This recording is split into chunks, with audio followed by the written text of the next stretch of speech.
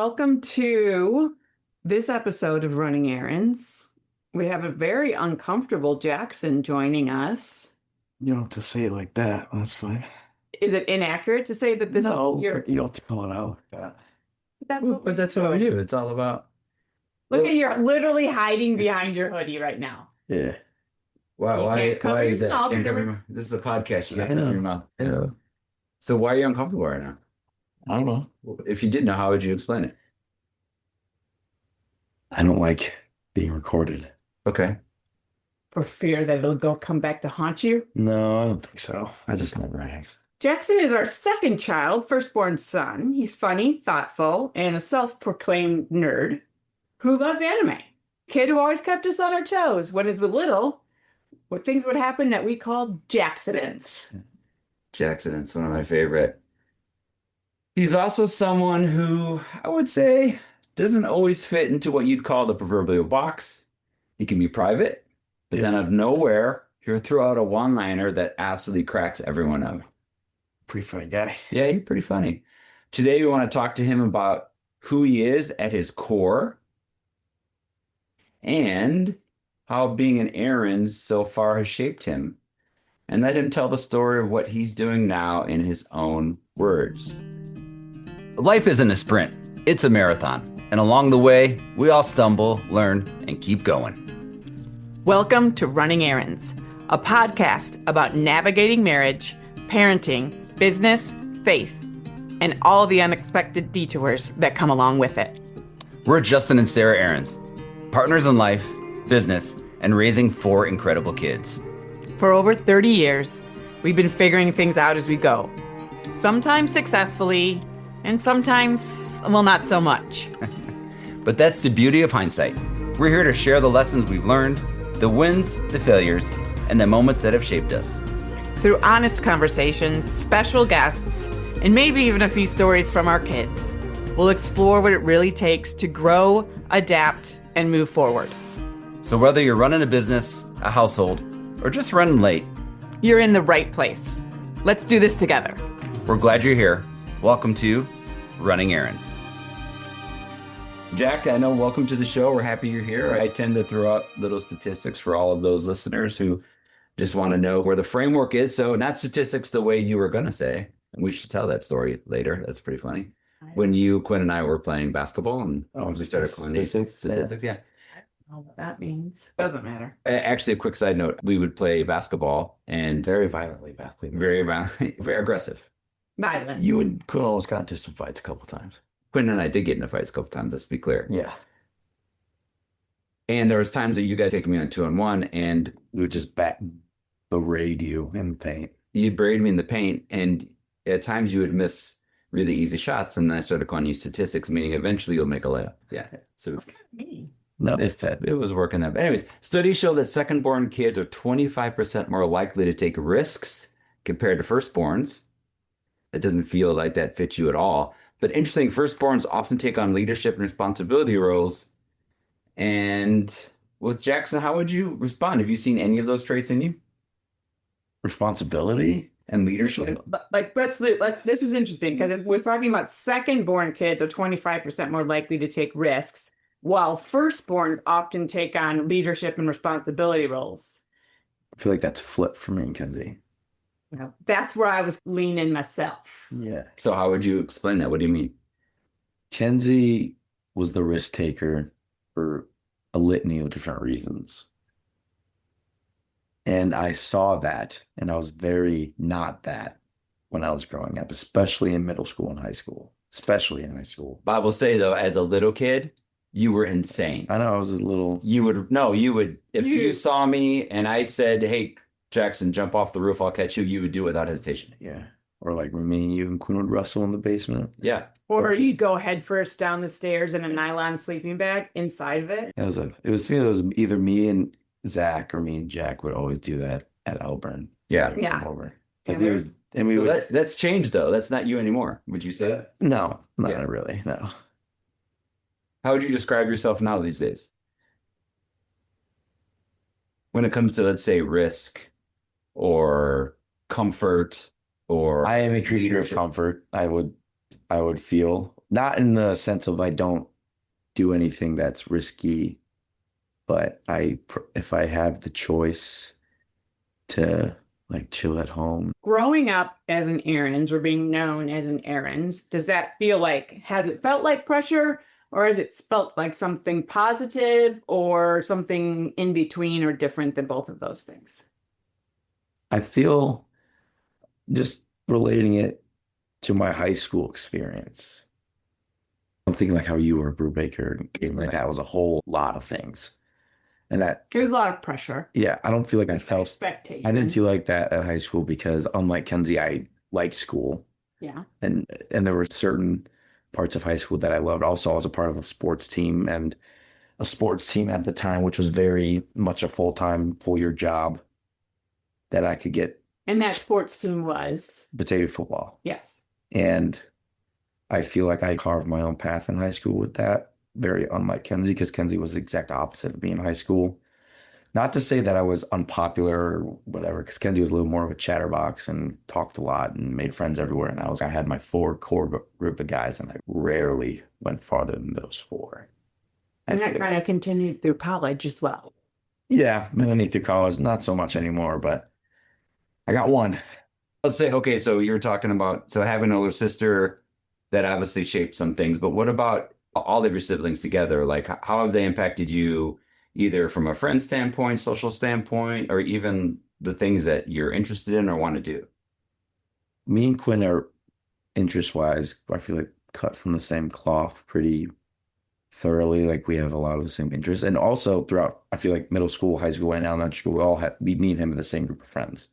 Because he's as close to Dom as I am, and John and Gabe and all those guys were. And you ran with that crazy group of kids around this neighborhood when you were in elementary. Oh, yeah. I can't even remember who they were. Well, it was just a big group. Yeah. And me and Quinn were the Ahrens brothers. We were never Jackson and Quinn. We would always walk into a house like, oh, the Ahrens brothers are here. I do remember one of my first memories in this neighborhood was all of a sudden a group of boys were at our house, and you had talked Quinn into standing in the wagon while going down the sidewalk stairs in our backyard. Like that old That plastic wagon that had the plastic wheel. That seems very that far. Literally 15 years ago when we first moved into this house, Dad and I walk outside and we're like, oh, look at how great this is. There's this group of kids in our yard. And saw Quinn going down the stairs. Quinn at the time was 4. Or maybe, no, 5. And he was like surfing and about to be pushed down our sidewalk that has like a few stairs in it. No helmet, rock wall next to him. That sounds very much like something. I feel like it was probably all the cul-de-sac kids. It was. And the Centulas and all of them. And I feel like if I were to frame it in my mind, that Quinn was like, sure, this group of people, and you were probably thinking, this is not a good idea, but I'm not going to say anything. Is that an accurate way to describe the possibility of how it might have gone down? Yeah, 100%. We probably thought it'd be hilarious, and Quinn would probably either volunteered or was the first person to be called out to be like, hey, you should try this. Yeah. Because that was very much a Quinn. But going back to like interests, interactions, how things happen for you in the world, how do you think growing up in this house has shaped you? And not in relation only to your siblings, but like with Dad and I and different things. I learned to value family, specifically my immediate family. And I didn't realize how not necessarily common that was probably when I got later in high school and college, when I realized like some people really don't like their families. And I can't really imagine the world without my family in it, or at least in my nucleus of people that are always in my life, even though sometimes probably via text messages, it doesn't feel like it when I was away at school. But That's fine. Yeah. But there's that. And also growing up, I feel like there's a lot of interpersonal relationships between me. Like the relationships I had with all my siblings growing up has obviously evolved and changed, but I feel like every single one is different in a way. Because for a while it was me and Quinn and Ava and Kenzie. Not that we were like versus each other. And then through COVID and everything, me and Kenzie got a lot closer because we kind of used to not like each other a lot. Or I just think it was more like you just didn't click. Yeah, you just didn't have I- much commonality. No. And then Ava took a while, but when we realized that we're the same human being, it made sense that we're a lot closer now, I feel like. Yeah, I'd say Yeah. that. We have a show coming up about the Enneagram, and that we love that. And we believe you're an Enneagram 5, which is called the investigator. You're curious, independent, private, thrives on knowledge, but sometimes worry they don't have enough to give, and or the world is just challenging. Challenging. Does that feel, I think so. yeah? Yeah. But I've never been a fan of the Enneagram stuff and all that. Ooh, interesting. I've never heard that. I've told you before. I don't like being yeah. This is the I just don't think personality. I don't even know what personality. What is it like? This is. I understand. Is it basically? Are you saying you just don't like being labeled? You feel like it puts No, you in a box? But I think it's just kind of you don't believe in it? no. Okay. I don't think it's really. That's such a 5 thing It to is. say. It is. Like that. Let me- That type of. Let me reframe it differently. No, but so again, we'll talk about this a little bit. You studied psychology in college, and Yeah. and maybe or maybe not in the future you'll be a therapist. With that said, there are frameworks that you've studied Yeah. that help you identify consistent personality traits. Yeah. It's very consistent through different decades of life. People often have very common challenges, life moments, all that sort of thing. So you believe in that Yes. scientifically. Yes. And the Enneagram arguably is thousands of years old based on observation. So you're saying that you might be open to looking as a framework, you just don't like it apply to you. I don't think I would ever use it. Frank. No, you're just. No, we're not doing anything. No, I'm not doing it. I'm asking questions. I don't know. I just never really think about Enneagram. I don't know. It's just sure there are other frameworks that I believe in that are backed by a lot of scientific evidence and research. Yeah. But also another thing about psychology that I loved is that it's one of the youngest fields of science ever. Or currently it's one of the youngest fields of science because it's only has 200 years of history and it's always changing. And also we don't know enough about humans' minds yet to really, I don't know. I just think it's like you shouldn't commit to one thing because it's always going to be changing. Does that make sense? Yeah, for sure. For sure. I'm not saying that it's false or anything like that. I'm just saying, Let me be clear. I don't need you to believe in it. The Enneagram was more of a question to help frame how you see the world when you think about things. uh-huh. And what I find always fascinating about you is that you will have really strong opinions about certain situations. Yeah. And although I believe you're open, it takes a lot maybe to change your mind on certain things. Yeah. Once you said it, You stick a flag in the ground. Damn straight. Okay. Yeah. All right. That's So really quick before I'm asking this question, this just came to me. Do you feel that you make decisions based more on fact or gut? fact. Fact. Okay. That's You right. do not disagree? I don't disagree. No. Okay. I mean, I don't disagree. That's how you see the world. I'm a very I black and think white man. you think that's facts. Yeah. It's your personal facts, Yeah. Yeah. which that might be called opinion or emotion. Just a possibility of a different way. I like it a lot when I think I'm right. Oh, Yeah. that's great. No, I love it. I love it. But there's no right or wrong answer here. We're sharing, like, one of the reasons why I love this podcast, but also what I think is fascinating about each of you is you're so unbelievably different, and yet you've lived in the same household. Yeah. And I think that's true with any family. And I think it's fascinating. Know if it's as true because Now there are some weird, very much the same people out there that I've met. It's uncomfortable. I can't tell you the amount of people in our lives who know our children and have known them for a period of time. A period of time long enough to be able to have experience with you guys and have some opinions. And very often it is told to us, it is amazing how vastly different your children are. And I find it fascinating and entertaining and lovely. Because it doesn't mean there's no commonality or threads, but you all are very different. yeah. How would you describe you all as being close? Yes. Closer, like there were some parts that for like in college, I'm like, I'm not really that close with people. And then I meet some people, I'm like, I'm actually really close to my family compared to it gave me perspective on it. Like I'm a lot closer than I initially thought I was compared to others. But also it's different for every person. But does that make sense? Yeah. The fact that the four of you, whenever you are leaving each other's presence or getting off the phone, you always say "I love you" to each other. Yeah, that's very uncommon. That is Yeah. very uncommon. Yeah. I think that was maybe driven and started by the eldest. Mackenzie Lee Ahrens, yes. Yes. But no one has thought it and no one feels uncomfortable with it. No, But I've realized more and more that your generation don't do that. interfamilially within the family don't often have most interactions are ended with "I love you," No. which Yeah. I find Yeah. lovely. I want to get into a couple quick questions, but also talk about some moments, see if you remember them the same way Mom or I do. So first of all, I never asked you, how do you feel about us having a podcast? Don't like it. Ooh. Tell me more. No, stop saying "I don't know" because you do know. Yeah, but opinions. You just established the fact you have opinions. I don't know.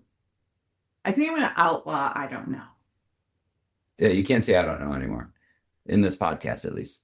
I'm going to be completely honest. I haven't listened to a single one Oh, I'm aware. It actually does not surprise me in that tracks. because I don't like people knowing. Obviously, we control what goes out there and everything, but I just don't like people knowing about everything. Not that, but the people know a lot more through podcasts, through the extent of talking to us. Also, I can tell you, we don't say anything about you No, I know. that you don't already talk about yourself. Yeah. And if there was something revelatory that we were going to say, we would have you approve it. No, I know. I know. I just told I'm not a fan. No, I know. I get it. That's fine. And at the same time, one of the things that Mom and I have had in our life forever is we've had a ton of people in our life come and visit and invest in y'all. And I think there's some pretty special adults in our life that impact you all that know a lot. Yeah. Who are some of the guests or people over the years that you've gotten to know and that you appreciate being in your life that aren't quote unquote like blood family? The Vios, Narducci's. Those are like the two biggest non-blood related family members that I have because I consider them as family. Uncle Dion, I'm not gonna lie, I've always been jealous of her and Ava's relationship. His and Ava's relationship. Yeah, that's what I'm at. But he's awesome. There are some people that I've missed out on a little more than my siblings. But like Ken and Jen, Misaki and Grady, and I feel like really I'm very close with them. You could be alone with them and go to their house without us, and it'd be nice. Like I very much could see in the future like me showing up at videos and you finding out via the videos and not me or something. That would also be on brand. Yeah. We can find out for them and not from you. Yeah. And then there's some other people, adults in my life that are around us a lot that I feel like I've made relationships with via the relationships I've made, like Mr. Nick. Yeah. He's one of he's someone I have in the corner a lot, especially my time of life currently. A couple other parents. I'm trying to think. For a while, I don't know. And again, my point for bringing that up is I think as we're going to transfer into the next part of your growing up, and that's really just the impact people and community have had, but like sports. Uh-huh. So before we talk about your sports experience, Mom and I want to know from your perspective, and I know you've heard about this episode, the crazy sports episode. Do you feel that Mom and I are crazy sports parents?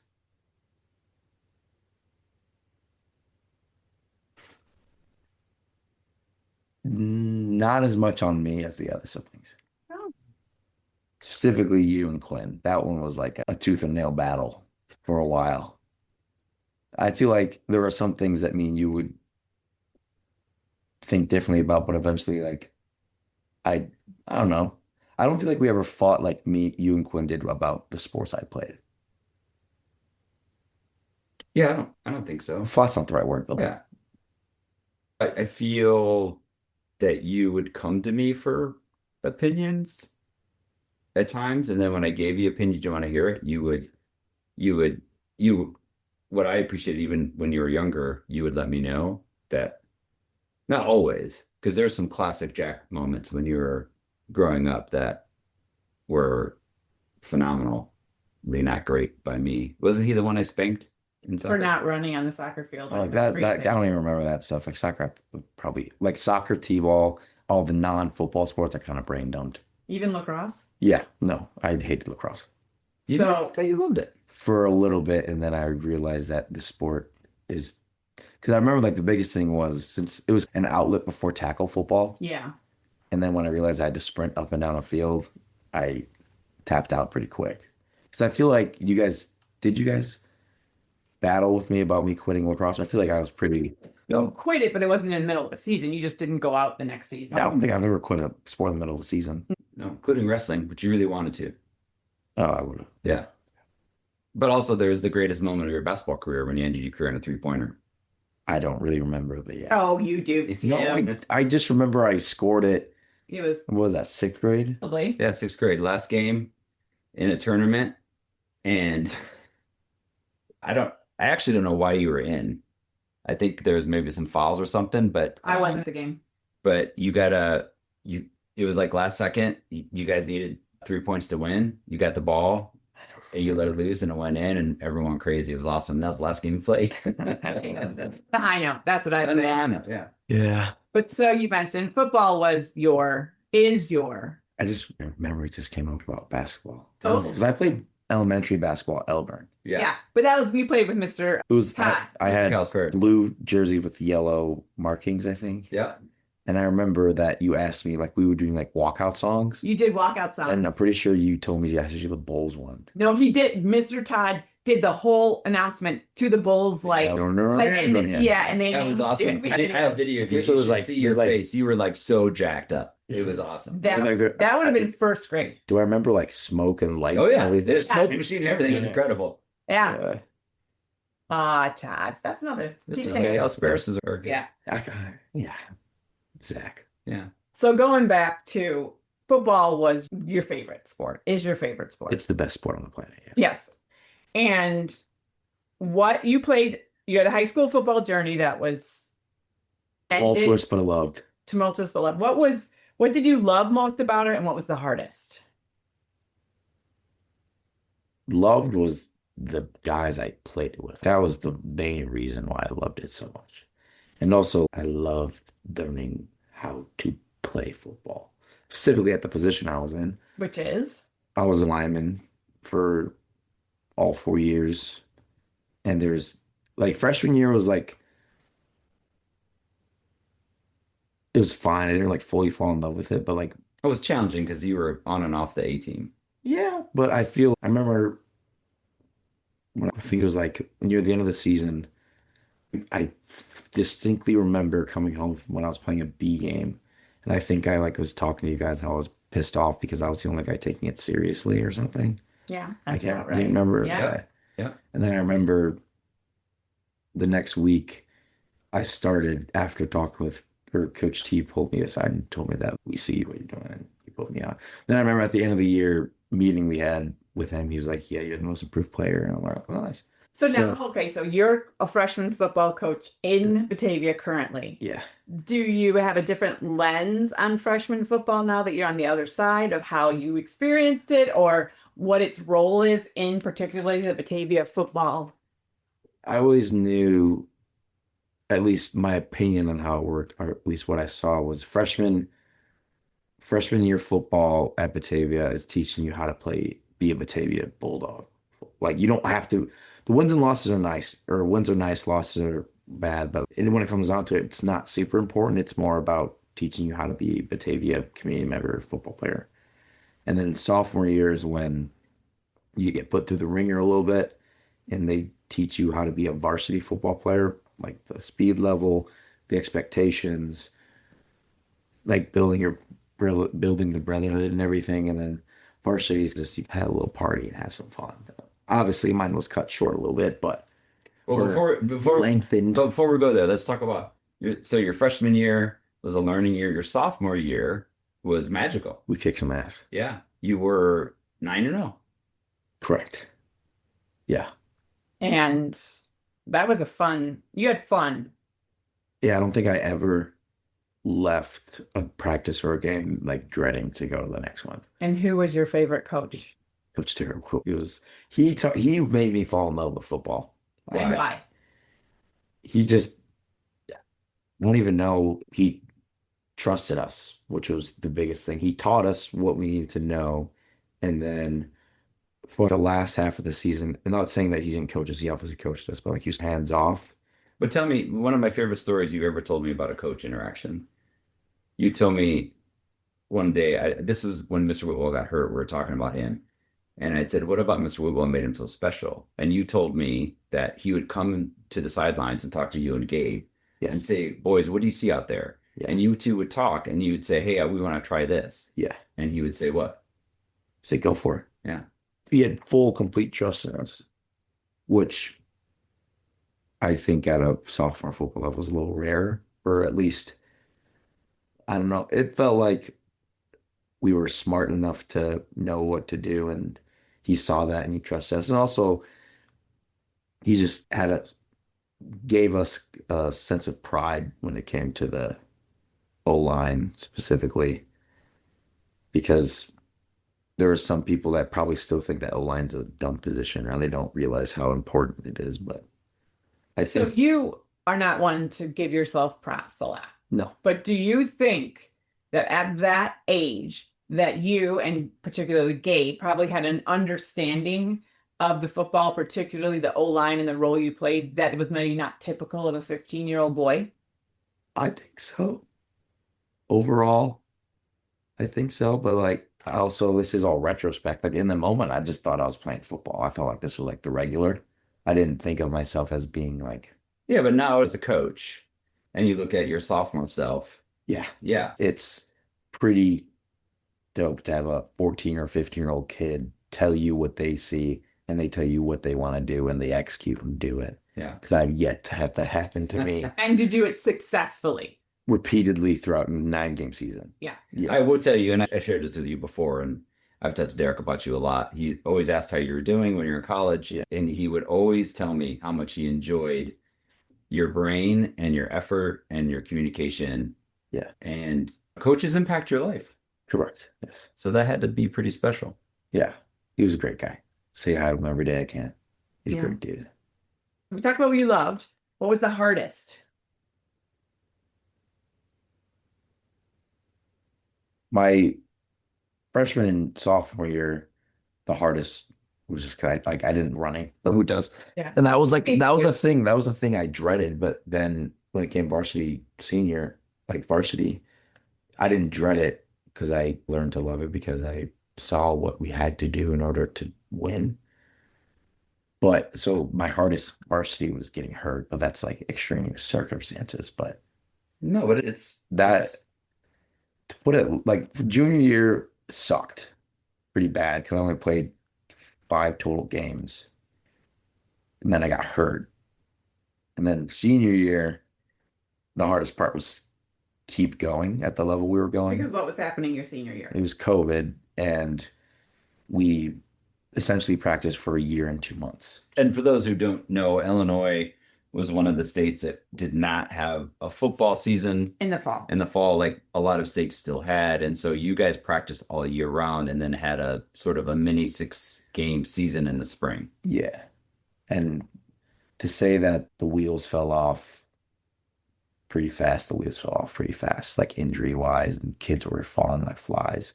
Because a year straight of football at the level we were playing was, because I don't remember a 2-week stretch where we didn't have pads on, you know? And looking back, you probably realized the coaches were doing what they thought was right. None of the players were bitter towards the coaches at all. Like, Obviously, there were sometimes in like April or March, we're like, golly, we're just tired. And it feels like whatever we're doing, we're still not going to be able to play.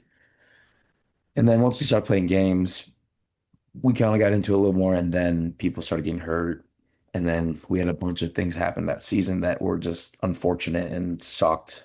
But we still wanted to play. And then I got hurt, and that effed me up pretty bad, I think. Not I think, I know. Like physically and mentally? Oh, yeah, 100%. Because I feel like I just wasted a year of my life, essentially. To put it, yeah, yeah. There were also like some really fun moments too, specifically in January, February, December. Like I remember Christmas break, we were playing football. Like who does that? And then in January and February, we had some full padded, full contact practices on snow. Then at the end of practice, we would go on a snow mound and just stick around on a snow mound, like tackle people off snow mounds and stuff. I don't even remember any of this. Most of the stuff that we did technically wasn't allowed, I think. Yeah. But yeah, we were running around on the turf frozen after we had to get I remember, can't remember who it was. Someone came in with a plow and had to plow the field for us before every practice to get the ice off. So yeah, it was fun. So there's some unique things about it too. Yeah, but I don't know where the picture is, but there's a picture somewhere hanging up of that class, and we're all standing on a snow mound with full pads and like gloves, and some kids had like snow pants on over their football Well, that's pants. great. That would be a great picture to have. Yeah, I don't know where it is. I could probably find it. Let's talk really quick about a game that I am so unbelievably proud of you on. I actually think about, I tell the story to some people. Your junior year, first game of the year, you're playing arguably one of the best teams in the country, East St. Louis. Yeah, You find out how many days 2 before days. practice, 2 days before practice, No, before the game. before the game, sorry, 2 days before the game, that you're going to have to switch from left guard to the center. yeah. And the nose guard was a 5-star going Division I SEC. No, that were the ends, but he went to play D1 football. Yeah. And he was a large man. Yeah, big guy. Great guy though. Yeah. He was great. Like That team was very they still are. cool. Like, Yeah. Yeah. Yeah. Good. They whooped our ass, but they had fun doing it. Like they're partying on the sideline, and yeah. My point is you fought like a warrior and probably lost more plays than you won, but you walked off that field, I felt, saying I gave everything I could. Yeah, I was pretty. Remember, yeah.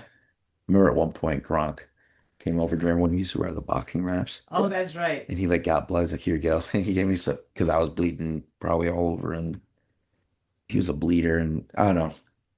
I remember that night after the game. Pretty sure I got home and I told Mom, like, I'm gonna go get Gronk, and we're gonna hang out. And we drove around for an hour and a half. I don't remember what we talked about, but Well, I just remember you got home before you did that. Yeah. And you walked up to me and we hugged and you started crying just because you were so exhausted. And I yeah, was so proud of how hard you Yeah. fought. that was a rough one. Yeah. Yeah. It is actually one of my favorite games. Like you played incredible. Yeah. Yeah, I was scared shitless for a while, but Fair. it Fair. was also like my first varsity rep was Yeah. against Yeah. yeah, it was fun. And so COVID during your senior year of high school, how did it feel? How did that disruption feel for you? Now that you look back on it, did you have feelings about it? Not really.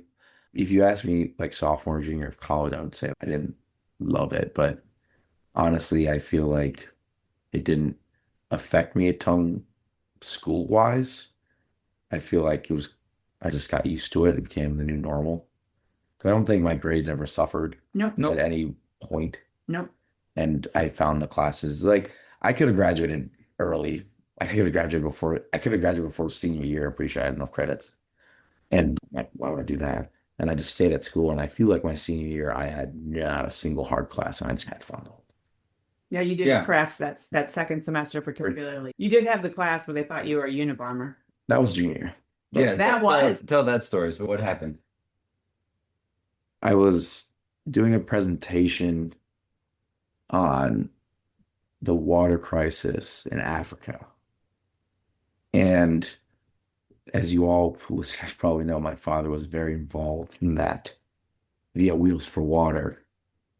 And I asked him if he had any jerry cans one day because part of the presentation I wanted to show was even if someone has a source of water, how heavy a jerry can would be that a single person would have to carry probably tons of a bunch of miles back home, like probably 10, 15 miles back home. And so I filled it up before going to school and I brought it in and I set it down somewhere. I can't remember I exactly. think you sent it down in like the lobby or something. Yeah, because I was going to get something in the lunchroom and then I came back and it was gone. I'm like, oh.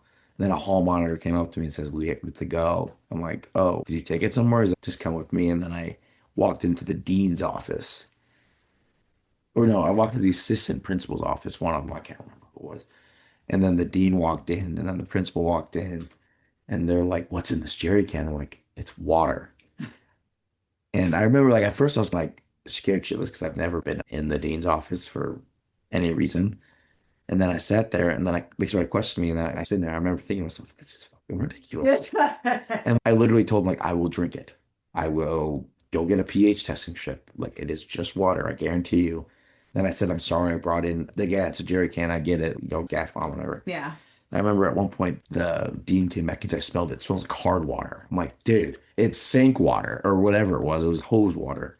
I'm like, oh, Didn't Coach Holm come in and like, save the day for you? yeah, and then 'Cause it was his class. I had The defensive head Coordinator. coach came in, yeah. and because it was his class I was doing it for because I was missing during the block and he probably was looking for me or he got called by someone, I don't know. Then he walked in and he's, what's up? And then I said, oh, well, and then he basically said, oh, he was brought that in from the station. He told me. We probably should have told you guys. Then he walked back and he started laughing on the way back to class. And I just kept apologizing over and over again. He's like, nah, it's fine. I don't care. I think part of the issue is I gave you the oldest jerry can and it had duct tape around it, didn't have the right cap, so it probably looked a little shady. Jerry rig. Yeah. But in defense of the school, they were doing what they thought. They're doing their due diligence, yeah. but I was, yeah. Yeah. I remember coming back home and I was pissed off. I remember Yeah, you were pretty upset. I was like, they're afraid of me for everything. I'm like, it's really, in reality, it's for them. I'd rather them do that than not do that. Yeah. Now that you work in a school, do you understand that a little more? Yeah, but also there's a lot of things that go into that. Yeah. Okay. So in college, you ended up graduating with a psychology degree. What about psychology drew you to it? I think, I don't know. I just feel like I have had a lot of mental health experience in my life, good, bad, all the in between. And I wasn't loving school, college. Before I found it, I felt a little lost because I went to school, wanted to be a secondary education history teacher. I took a psychology class my junior year, like first semester, and I'm like, oh, this is pretty dope. And then I looked into the psychology program and I was like, maybe I can use this as a pathway to become a counselor and help other people. Yeah, one of my favorite phone calls for you is you called Mom and I and you said, hey, I think I want to do this because I'd love to be the counselor that I wish I had. Yes. Yeah. And why I love it, I don't know. The brain's a cool place to. I was so in my head that why not learn more about it? That was part of it. And the other part was like trying to not figure out other people, but figure out how to help other people. And currently you're taking a gap year. Yeah. Now that you're 5 months into this gap year, what are your feelings about it? It was, And is this what do you just, right now, how are you feeling about where you're headed? a lot has changed in those 5 months, I think. Not in a good or bad way. Just I always think to myself, like, yeah, I would love to go back to school. But then I'm like, I'd have to pay for school. And then I have to like maybe move out again and find a place. And then I'm like, maybe I can commute from home. Then I look at all those psychology programs around me with an hour. I'm like, maybe not, because none of them are super great.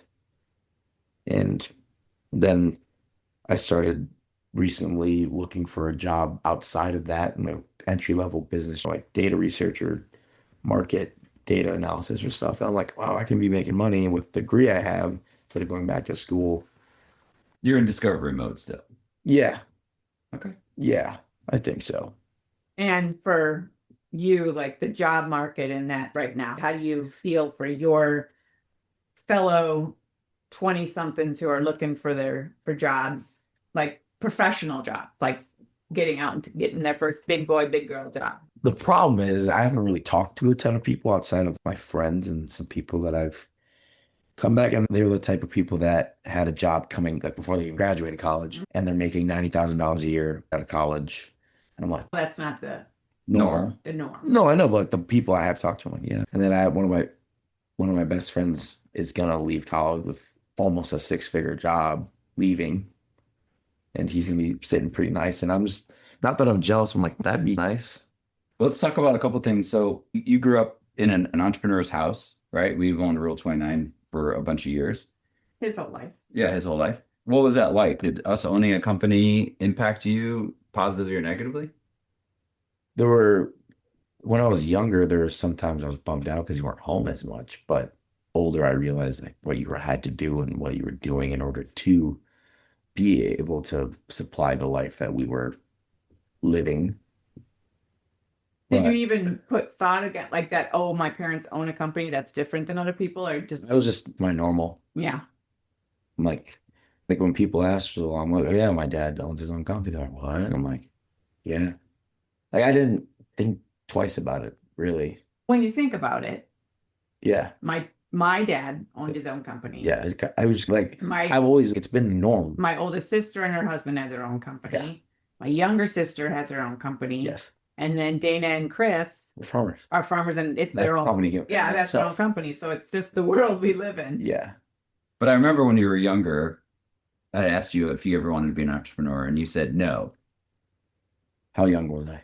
And you were, I don't know, I maybe early high school, eighth grade, because you were in the incubator.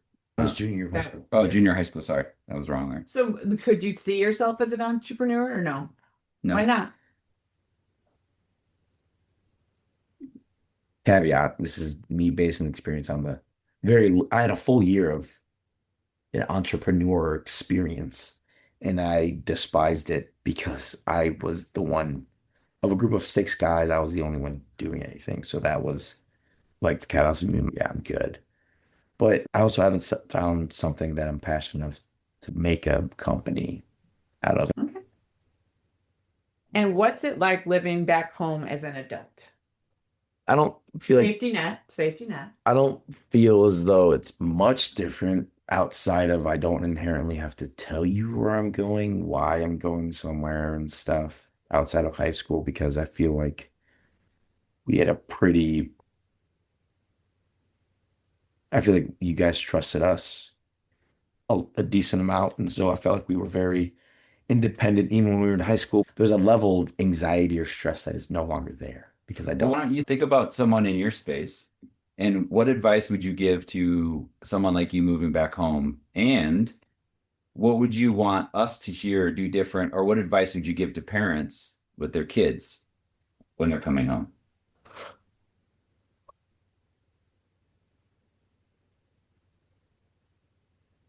I don't really know. All right, let me just give you some more prompts.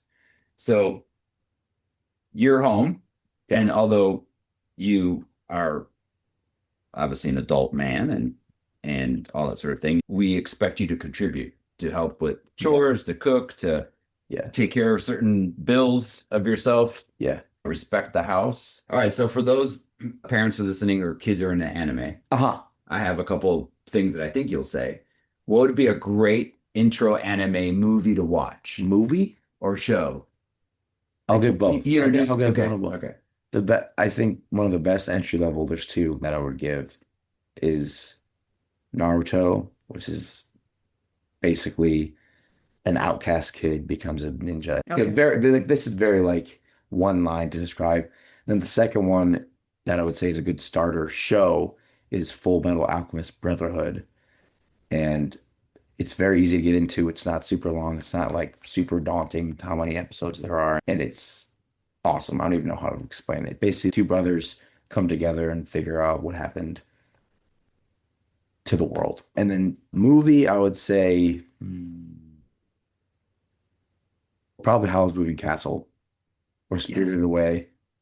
Any Studio Ghibli movie they're works of art in motion, in my opinion. They're like some of the best pieces of media ever made. Okay, sub or dub?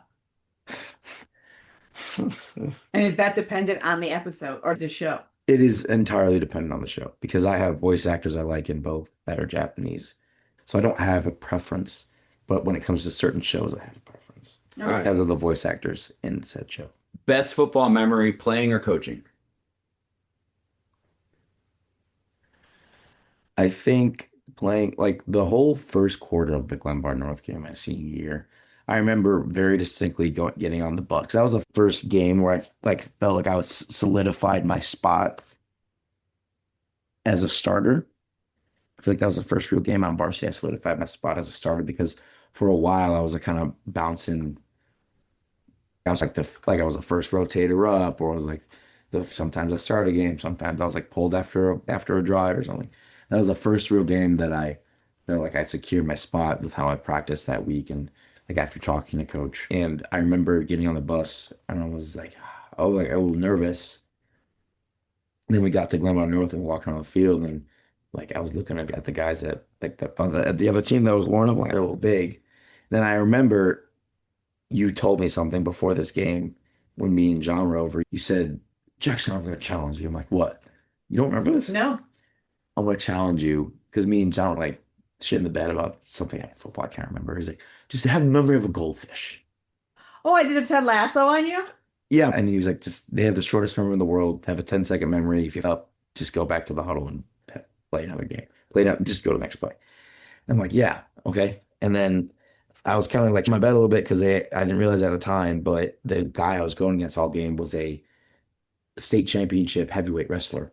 He was big and he like used his hands and stuff. And I remember first play of the game, it was a guard lead, which is when the guard, which is the guy to the left or to the right of the center, pulls around the center and around the guard and goes up the hole to go block someone. And I remember getting in the huddle because I was told that was the first play. I'm like, I'm just gonna go out there and whack a kid and see what happens. And I do it. I whack a kid. We get a 30-yard touchdown. And I'm like, huh.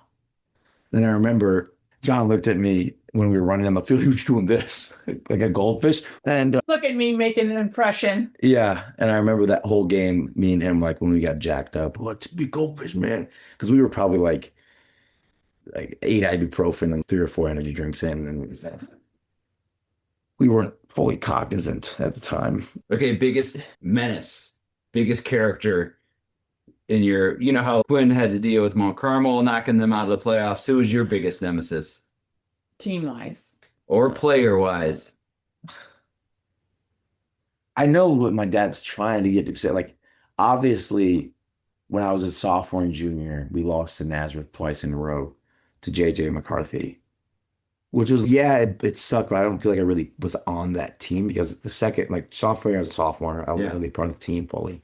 Then junior year, I was hurt. Putting your back brace then? Yeah, I was like, I'm so over wearing this stupid brace and having to go to practice every day and sit and walk around for 3 hours and watch like everyone else. So, like, JJ McCarthy, sure. But I feel team-wise, it's always been St. Charles North. Like, when I played Geneva, contrary to now, they're brought the rivalry back, but we just beat the crap out of them. Yeah. I don't think we ever lost, like... They haven't scored on you. No, they did a couple times, but I don't remember ever not scoring 42, 50 points against them when they only scored maybe 7 or 14. So, yeah, whatever. And then East, whatever. The Wheatons were like, they were a little scary at first, like sophomore when we made the conference. I'm like, oh, they're big Wheaton schools, but now we beat them. And then when like the team that I thoroughly like hate is St. Charles North.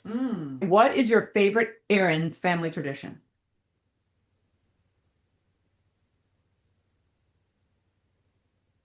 I just think that the Thanksgivings we have Yeah.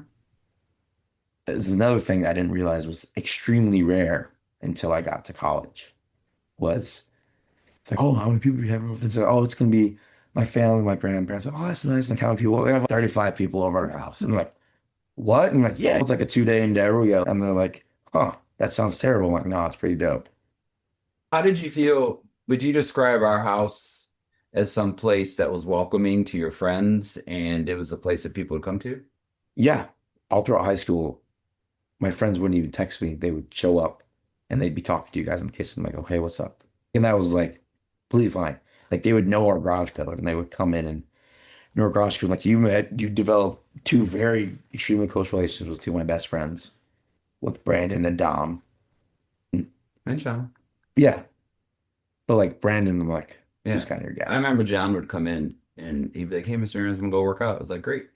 Yeah, don't go with. Yeah. Yeah, I wouldn't even be home. I'd be like upstairs doing school and he'd just go right down. Yeah. Yeah.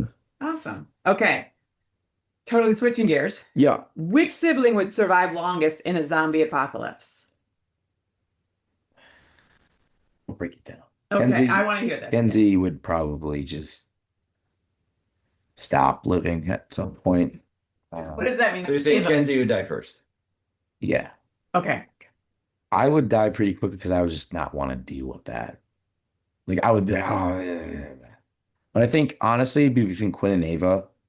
Quinn with his Quinness and his brain, he'd probably be able to figure it out. And then Ava, just to spite the world, she would want to do it. Okay, when you were growing up, who kept the most secrets from mom and dad? Kenzie Lee Ahrens. And is there a family rated story that you could share of something that we didn't know about, but you all did?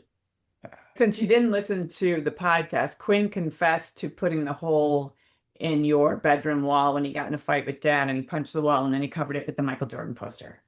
Yeah, like he took it down and I don't care anymore. Yeah. And like now you can literally see the outline of his fist in my room. What advice would you give your 14-year-old self? Get your head out of your ass, dude. Oh my gosh. I was such a pessimist with everything all the time, everywhere, because I hated middle school. I distinctly remember there was one day I was listening to like rap music or something on the bus. I'm like, Dad keeps talking about this group called NWA. And I'm like, oh. Then I pressed one on. I felt so wrong for listening to the Police for the first time with the explicit version. Oh, it's kind of awesome, man. But I do remember one of the first times you listened to like explicit music, you came and confessed it to me and told me and said, I'm sorry, I'm such a bad son. Or the day you came home from the bus stop or riding the bus and you told me all these words that I had to look up on the Urban Dictionary, because if you had to know what they meant from the bus, then I had to as well. I don't want to do that. You didn't feel like you fit in anywhere. no. And it took me, I feel like it really took me until 8th grade to get me the friend group I had. Because yeah, I met all of them in 6th and 7th, but I didn't get super close with people with the group until like 8th grade when we played football and Yeah. like they started coming over more and all this stuff. Who was the loudest from the sidelines, mom or dad? Mom trumps you by a good lot, man. Because you were like mom would be screaming. And then I'd look over at you and you'd just be like, But I was positive. I think I was a sophomore or freshman. And Quinn got his patch for the first time. He told us to go in the backyard. I was like, hey, show your brother how to hit. And you probably have pictures of it on your Facebook somewhere. I do have pictures of it. That would have been 7th grade and freshman year for you. He got on me pretty hard. I was like, hey, you have to teach your brother how to hit and everything. I'm like, okay.